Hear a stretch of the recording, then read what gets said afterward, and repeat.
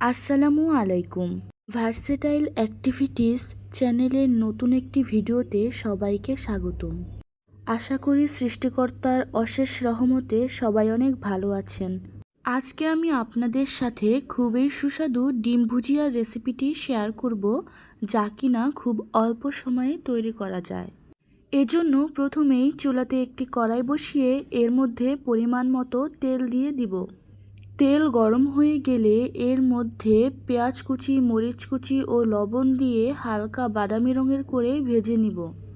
এখন এর মধ্যে বাটা মশলা অর্থাৎ আদা, রসুন, জিরা বাটা দিয়ে মশলা কষানোর জন্য পরিমাণ মতো পানি দিয়ে নিব।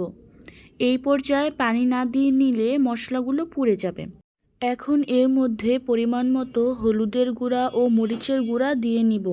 এখন এর মধ্যে দুটি ডিম দিয়ে মশলাগুলোর সাথে ডিমগুলোকেও ভালোভাবে কষিয়ে নিব। ভালোভাবে কষানো হয়ে গেলে এর মধ্যে কয়েকটা মরিচ দিয়ে পরিমাণ মতো পানি দিয়ে রান্না করে নিতে হবে।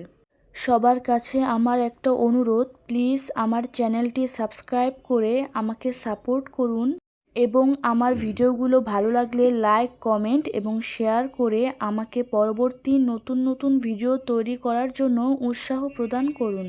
আপনাদের একটি লাইক, কমেন্ট আমাকে পরবর্তী ভিডিও তৈরির জন্য উৎসাহ যোগায়।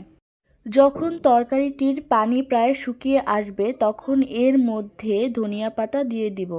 এখন এটিকে ভালোভাবে নেড়ে চেড়ে ঝুরা ঝুরা করে ভেজে নামিয়ে নিব। খেয়াল রাখতে হবে এর মধ্যে যেন কোনো প্রকার পানি না থাকে। তাহলেই রেডি সুস্বাদু ও মুখরোচক এই ডিম ভুজিয়া। এটি ভাত বা রুটির সাথে খেতে খুবই টেস্টি। আজকের ভিডিওটি এই পর্যন্তই। ভিডিওটি ভালো লাগলে লাইক, কমেন্ট এবং চ্যানেলটি সাবস্ক্রাইব করতে ভুলবেন না।